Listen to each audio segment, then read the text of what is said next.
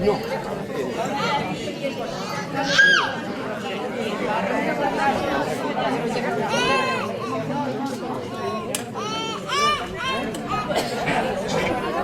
¿Se oye?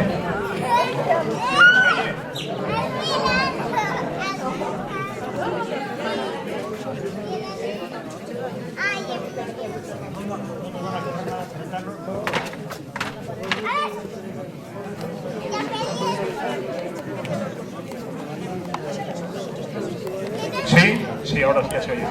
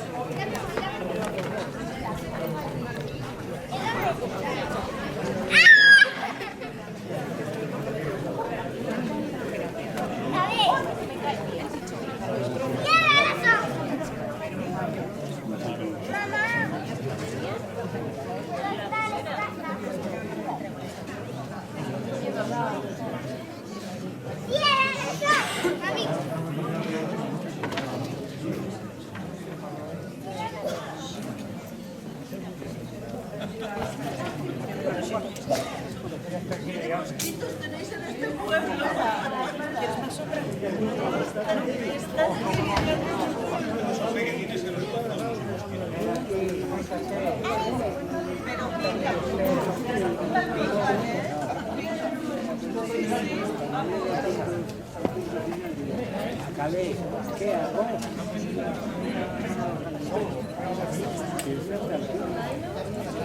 Ahí estamos, a poco le manda ayer una buena.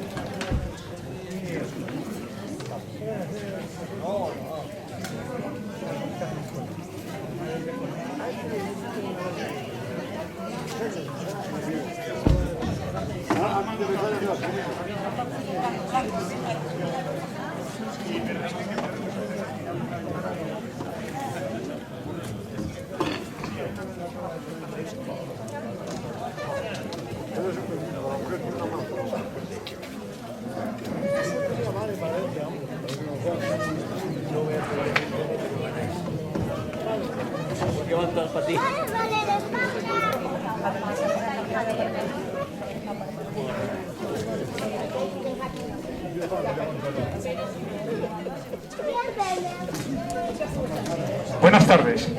Bueno, pues, como dijo el cura hoy en misa, no hay que echarle la culpa a nadie, ni fuego amargado. Entonces, a pesar de que nos llegó la comida tarde, pues nada, no estamos contentos y tenemos que estar agradecidos que por lo menos hemos comido y eso, y agradecidos de otras muchas cosas, de estar aquí todos bien y juntos, a pesar del retraso. Bueno, pues vamos a comenzar este acto que... Se escapa la voz. Vamos a comenzar este acto simbólico, organizado, bueno, en colaboración entre todos. Vamos a decir, parte... Si no, cambiamos el micrófono. A veces se va... Es que es inalámbrico. Lo que decía, que bueno, pues un acto un poco organizado en colaboración entre todos, ¿no? Vamos a decir la asociación del pueblo, la asociación que nos visita hoy, los amigos de los de Creta y por supuesto la gente que participa. Entonces yo os presento a miembros de la asociación, que son Javier Callado y Maite, que vienen a, digamos, que hacernos de anfitriones de este acto, a guiarnos en este acto. Lo han hecho en más sitios y bueno, nos dirán cómo vamos a desempeñarlo. Vale, pues nada.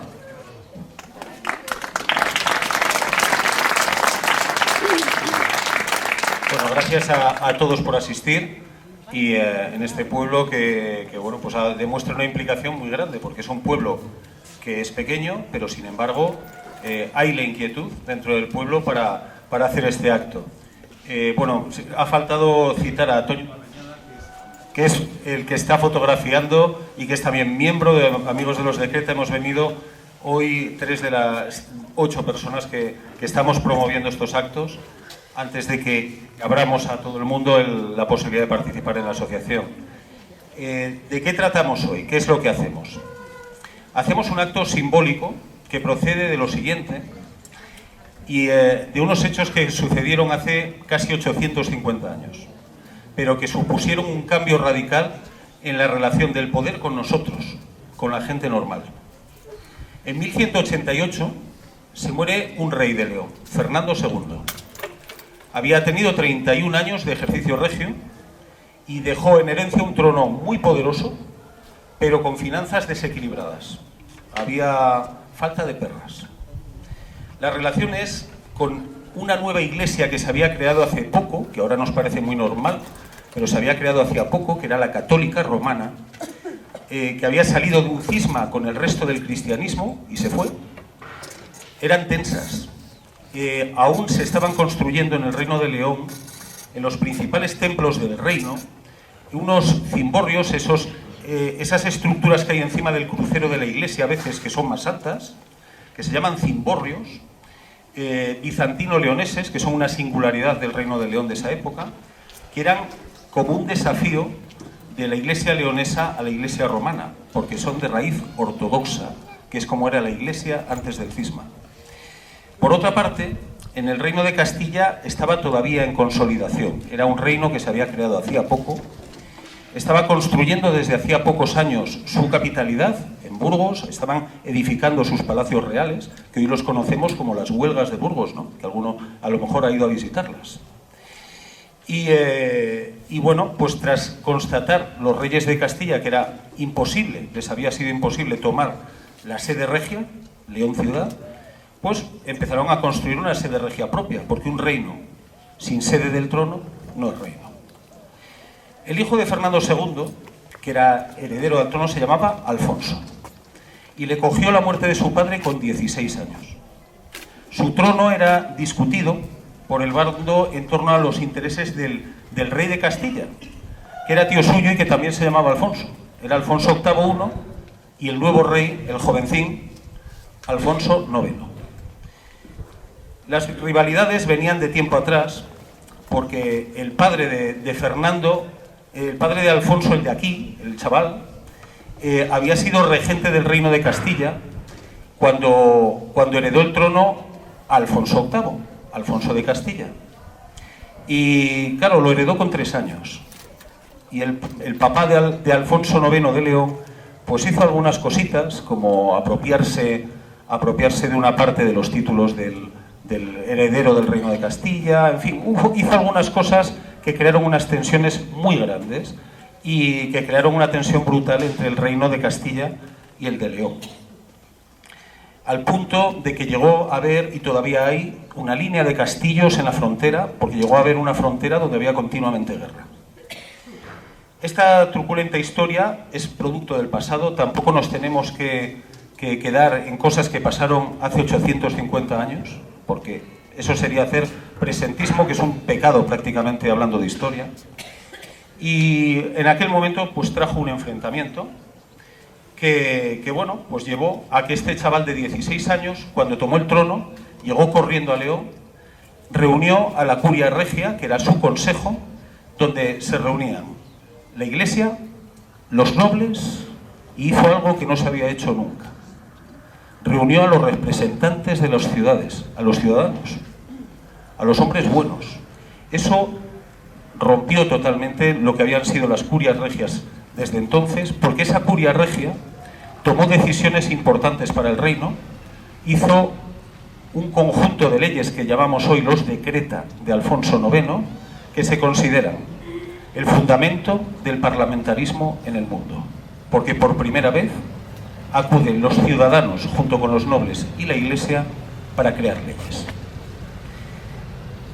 Alfonso IX, por tanto, es un rey colosal, es un rey muy importante que reinó más de 40 años, que estableció una red legal impresionante, que reconoció derechos absolutamente asombrosos hace 850 años, como la inviolabilidad del domicilio, que la policía no pueda entrar en tu casa sin tu permiso. Cosas increíbles como, por ejemplo, que no pudiese declarar el rey la guerra sin consultar a su curia. Eso hace 850 años era increíble. Aquel conjunto de leyes hoy lo traemos aquí porque ha sido reconocido por la UNESCO en la memoria del mundo como primer germen del parlamentarismo mundial. Lo que hacemos hoy en realidad es reivindicar estos decreta como un símbolo de aquel conjunto de avances sociales que nos llevaron de ser súbditos, simples súbditos, a ser lo que hoy somos, ciudadanos.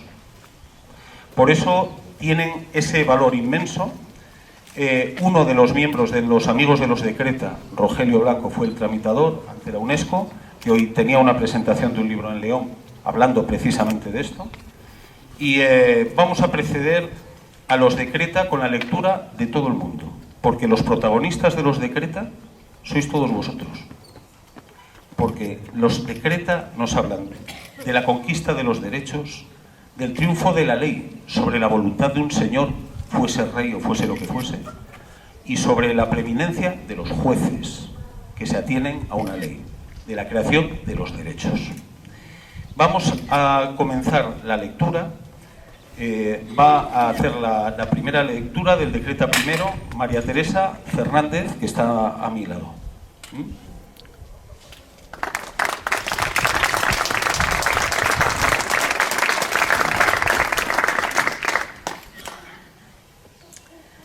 Decreto primero. En el nombre de Dios, yo, don Alfonso, rey de León y de Galicia, habiendo celebrado curia en León con el arzobispo y los obispos y los magnates de mi reino y con los ciudadanos elegidos de cada una de las ciudades, establecí y confirmé bajo juramento que respetaría las buenas costumbres que tienen todos los de mi reino, tanto clérigos como seglares, implantadas por mis antecesores. El segundo y tercer decreto protegen a las personas de las falsas acusaciones y de las acusaciones sin pruebas. Lee el segundo decreto Sara Casado.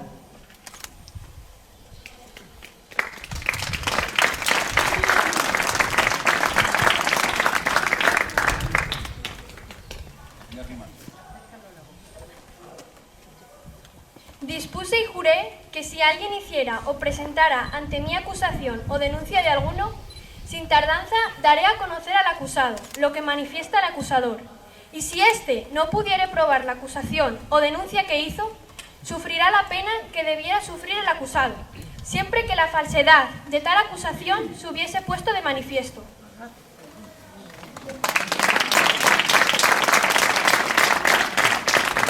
Lee el decreto tercero Felicísimo Carbajo.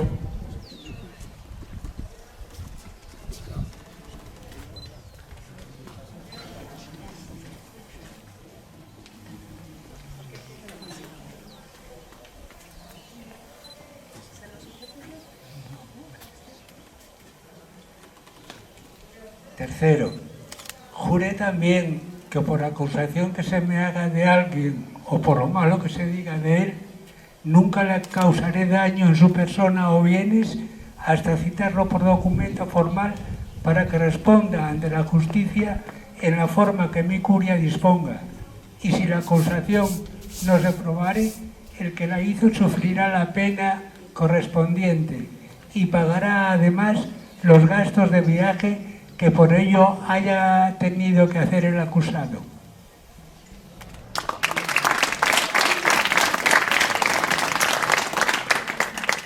El cuarto decreto obliga al rey a consultar antes de declarar la guerra. Lee el cuarto decreto Carmina Ferrero.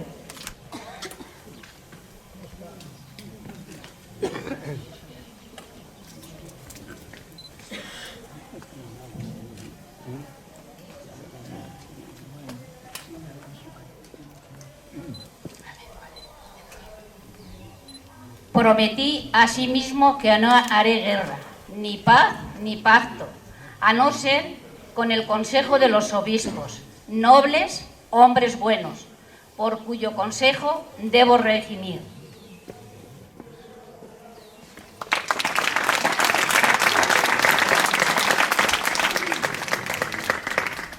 El quinto decreto protege la propiedad privada de los súbditos ante invasores y jueces.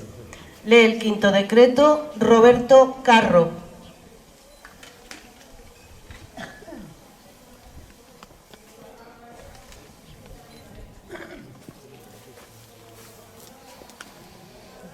Esto de las viñas y los chopos me gusta. Vamos a ver cómo lo haría el rey Alfonso IX allá hace 800 años. Dispuse también que nadie de mi reino destruirá la casa ajena, ni ocupará, ni vendimiará las viñas, ni talará los árboles de otro. Y quien reciba tal agravio de alguien, que presente la queja ante mí, o ante el correspondiente señor de la tierra, o ante las autoridades judiciales nombradas por mí, o por el obispo, o por el señor de la tierra.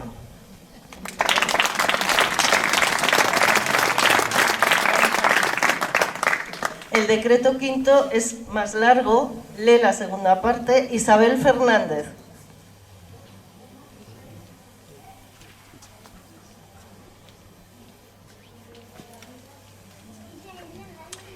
Y si el que es objeto de querella quisiera presentar fiador o dar prendas en garantía de que actuará según el derecho conforme a su fuero, no sufrirá daño alguno, mas si no quisiere hacerlo, el señor de la tierra y la autoridad judicial le obligarán como es justo.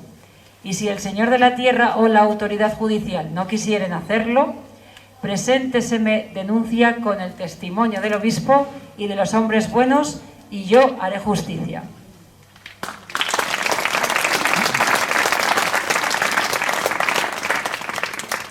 El decreto sexto prohíbe los tumultos violentos y establece que las reclamaciones se harán ante la autoridad.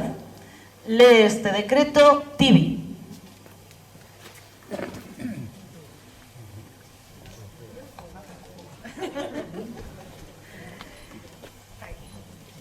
Prohíbo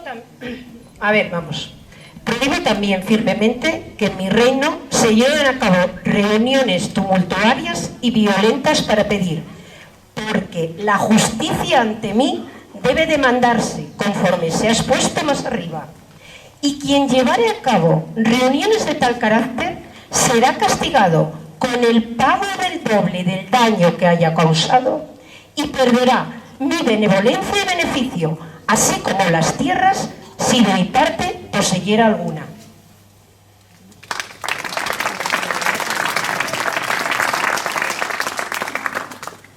Los decretos séptimo y octavo prohíben tomarse la justicia por mano propia, pues son los jueces y el rey quienes habían de juzgar. Lee el decreto séptimo Tilio Casado.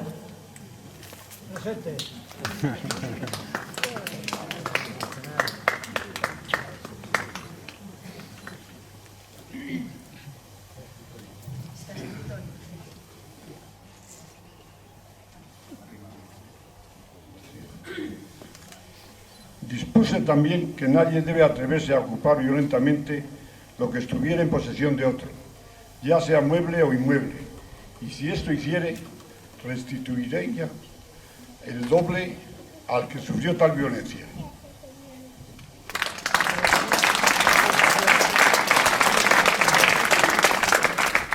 El decreto octavo lo lee Alberto Ferrero.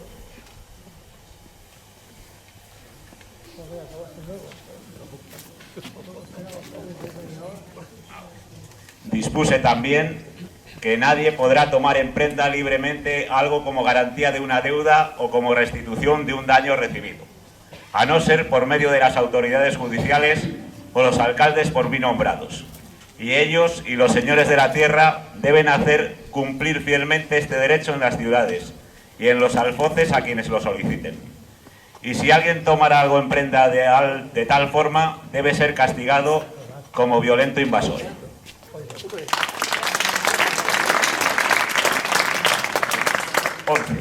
Será castigado del mismo modo quien tomare en prenda, sin intervención de las autoridades judiciales y de los alcaldes, vacas o bueyes destinados a la labranza, o lo que el labrador tuviese consigo en el campo, o a la propia persona del labrador. Y si alguien se apoderase de las cosas como queda dicho, será castigado y además excomulgado.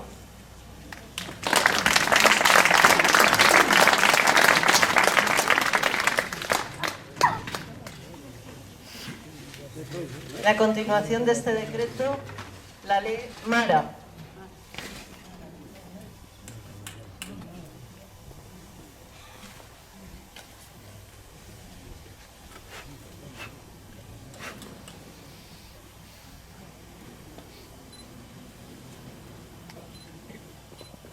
¿Y quién, para evitar dicha pena, negaré haber actuado con violencia? Deberá presentar fiador de acuerdo con el fuero y las antiguas costumbres de su tierra. Se indagará de inmediato si cometió violencia o no, y según los resultados de la investigación, quedará obligado a satisfacer, si procede, con la fianza dada.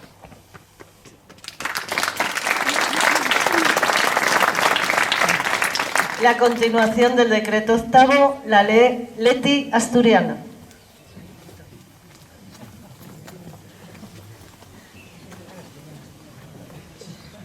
Es lo que pone aquí. Hay otra Leti que no es la asturiana. Los investigadores deben serlo por consentimiento acordado del acusador y de su acusado. Mas si estos no llegasen a un acuerdo, serán nombrados por los señores de la tierra. Y si pusieran para hacer la pesquisa, por consentimiento de los hombres citados, a las autoridades judiciales y a los alcaldes o a los señores de la tierra, los tales deben tener sellos reales por medio de los cuales citarán a los hombres para que acudan a responder a las demandas de sus querellantes. Y por medio de tales sellos me darán testimonio a mí de si las quejas de los hombres son verdaderas o no.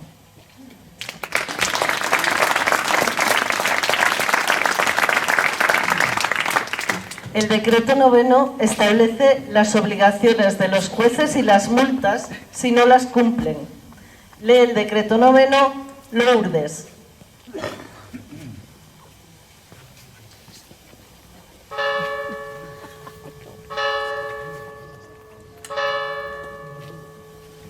Decreté también que si alguna de las autoridades judiciales denegase justicia al querellante o la demorase maliciosamente y no le reconociera su derecho dentro del tercer día, el demandante presentará testigos ante tales autoridades, por cuyo testimonio conste la verdad del hecho y se obligue a tales autoridades a pagar al querellante el doble, tanto de su demanda cuanto de las costas.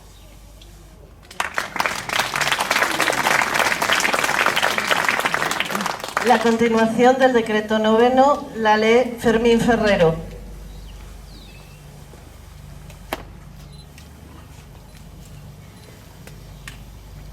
Y si todas las autoridades judiciales de aquella tierra negaren la justicia al demandante, éste tomará testigos entre hombres buenos, por los cuales se demuestre y se den prendas sin responsabilidad en lugar de las autoridades judiciales y de los alcaldes, tanto por la demanda cuanto por las costas, para que tales autoridades judiciales y alcaldes le satisfagan el doble y paguen también doblado el daño que pudieren haber resultado.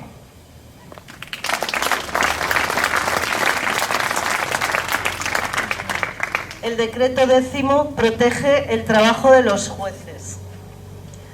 Lee este decreto Isaac Trapote.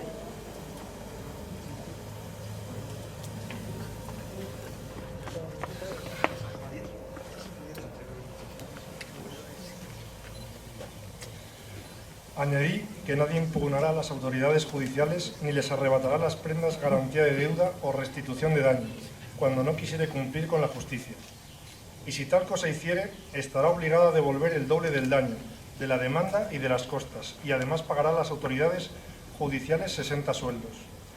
Y si alguna de tales autoridades requiriera a sus subordinados para hacer justicia y estos se negasen a ayudarlo, serán castigados con la pena antedicha y además pagarán al señor de la tierra y a las autoridades judiciales 100 maravedís.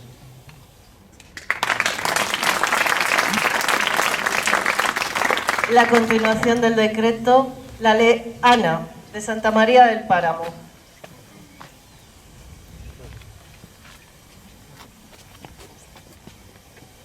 Y si el reo o deudor no quisiera disponer de medios para pagar al demandante, las autoridades judiciales y los alcaldes se incautarán sin responsabilidad de su persona y de cuantos bienes tuviera y lo entregarán con todos sus bienes al demandante y si les fuese necesario lo custodiarán bajo su protección y si alguno lo arrebatase por la fuerza será castigado como invasor violento.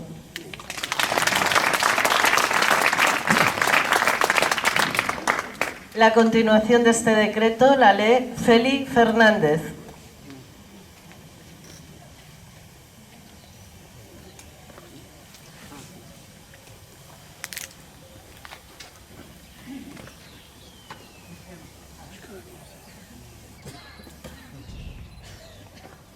Y si alguna de las autoridades judiciales sufriera daño por ejercer la justicia, en el caso de que el causante no tuviera con qué pagarle, todos los hombres de aquella tierra reintegrarán lo preciso por el daño causado. Y si sucediese que por añadidura alguien matase a la autoridad judicial, será detenido por traidor y alevoso.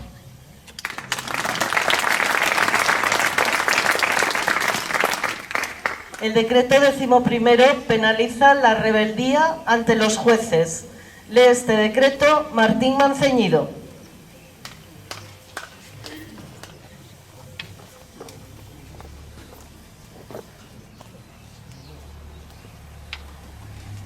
Dispuse también que si alguno fuese citado por el sello de las autoridades judiciales y se negare a presentarse ante ellas para su dictamen, probado que fuera esto por hombres buenos, será multado con 60 sueldos.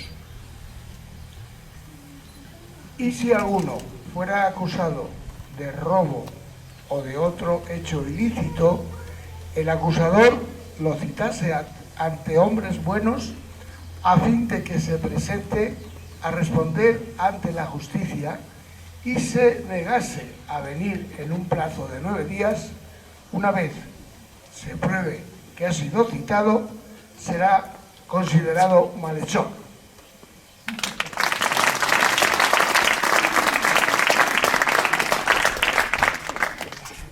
Lee la continuación de este decreto Alberto Lozano.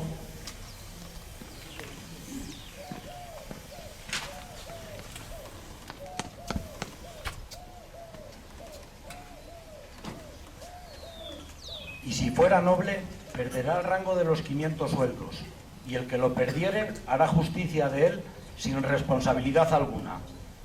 Mas en el caso de que el noble se enmendase y satisfaciera a todos los demandantes, recuperará su nobleza y volverá a poseer el rango de los 500 sueldos que tenía.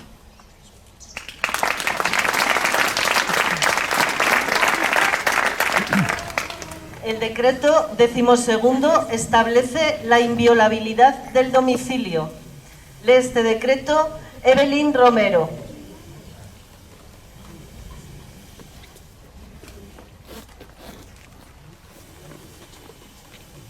Juré también que nadie, ni siquiera mi autoridad, podrá entrar por la fuerza en casa de otro ni hacerle daño en ella o en sus bienes.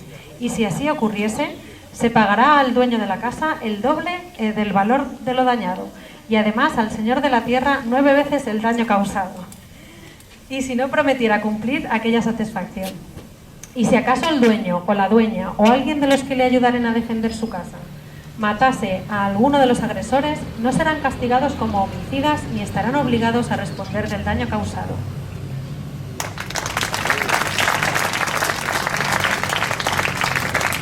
El decreto 13º establece la prohibición de forzar acuerdos abusivos. Lee este decreto Antonio Barreñada.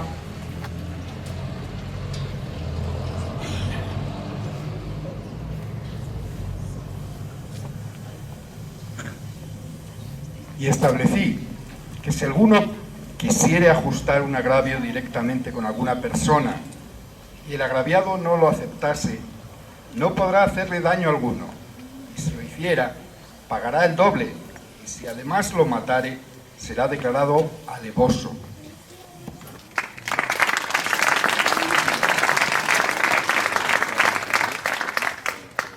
El decreto 14º establece que la justicia es única en toda la corona. Lee este decreto Gonzalo Trapote.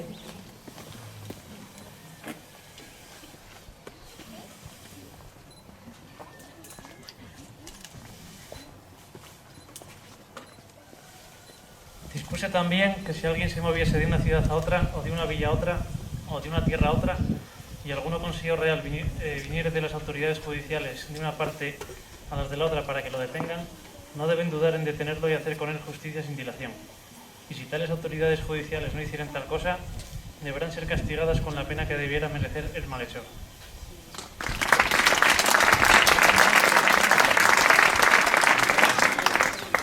El decreto 15º prohíbe las donaciones a la Iglesia si esos bienes pagan impuestos al rey. Lee este decreto Nina Ferrero.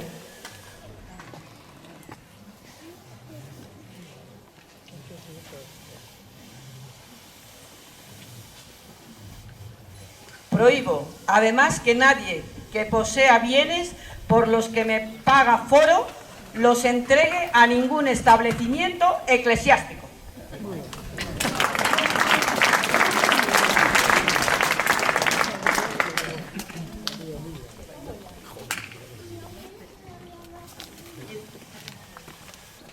El decreto 16º establece el respeto a otras normas anteriores que entren en conflicto con los decreta. Lee este decreto también Nina Ferrero. Ordené también que nadie acuda a juicio tanto a mi curia como a la jurisdicción de León, a no ser por las causas que determinen sus propios fueros.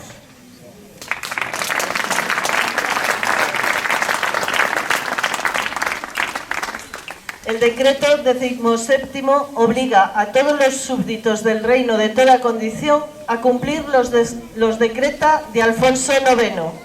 Lee este decreto Liora Ferrero.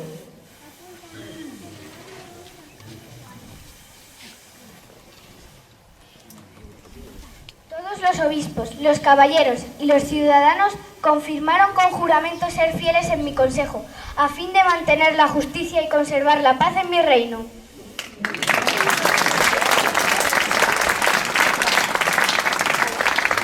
Pues estos son los 17 decreta que salieron en 1188, en abril de 1188, de la Curia Regia, que como veis reconocen el poder del rey, el poder de la ley sobre el rey, la necesidad de consultar a la curia para declarar la guerra y no hacerlo libremente, la imposibilidad de donar a la Iglesia bienes que rendían tributo al rey, el respeto que se debe a los jueces, el respeto que los jueces deben a la ley y las posibilidades de ser condenados, aunque sean jueces, si no cumplen con la ley, y el respeto a las leyes, porque nadie puede tomar la justicia por su mano. Todo está sujeto a la ley.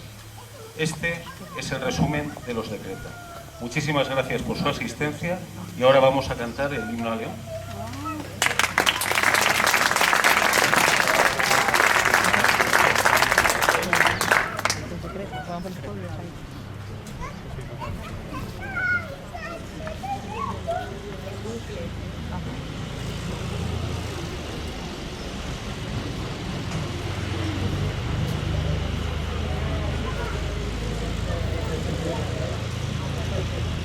Bueno, voy a repartir unos folios con la letra del himno de León, por si acaso alguno no lo sabe y quiere seguirlo.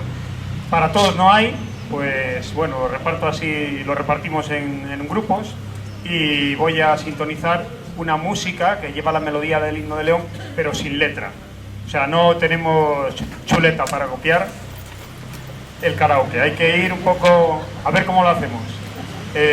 Tengo que desconectar el micro para hacer eso, entonces lo vamos a hacer a pelo, como se dice, ¿no? O sea,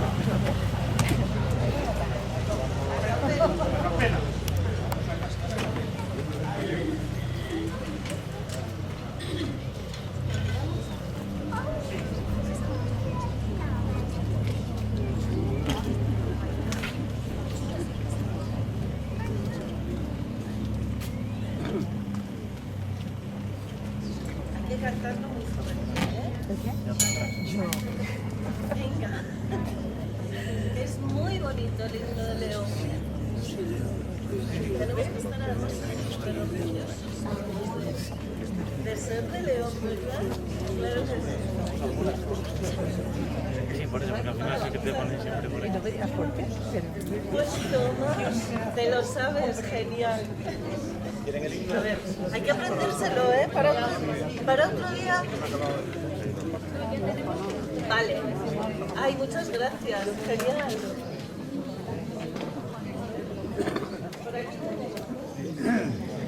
Bien, bien, bien.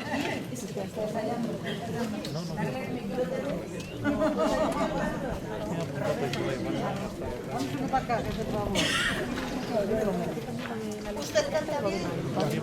Bueno, hombre, el himno León primero. Claro, y usted también. Usted cántelo bien fuerte. Que somos todos de León, hombre. Claro que sí. Y tenemos una historia muy bonita y hay que cuidarla. ¿Sabéis el himno León? ¿De verdad? Bien. Pues solo tengo una. A ver, venga, estoy fuerte.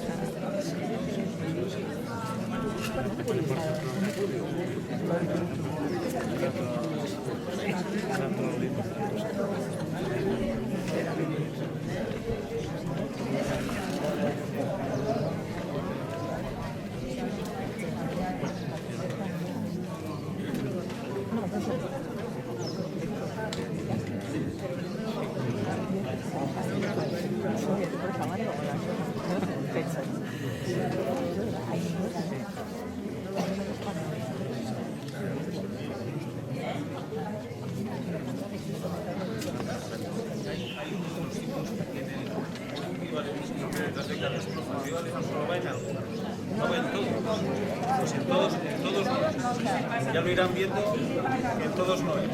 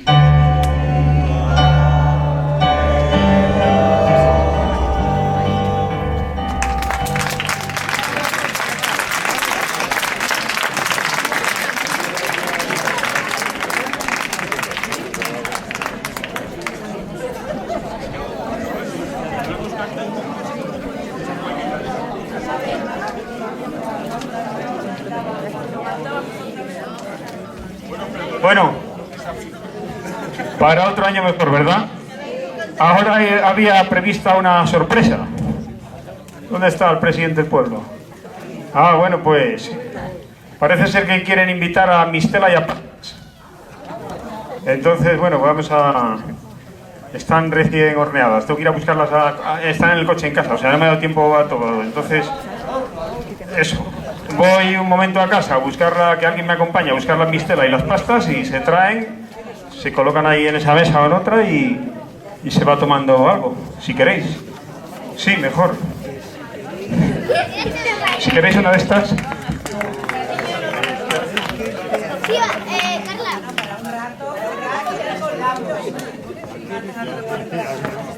Voy a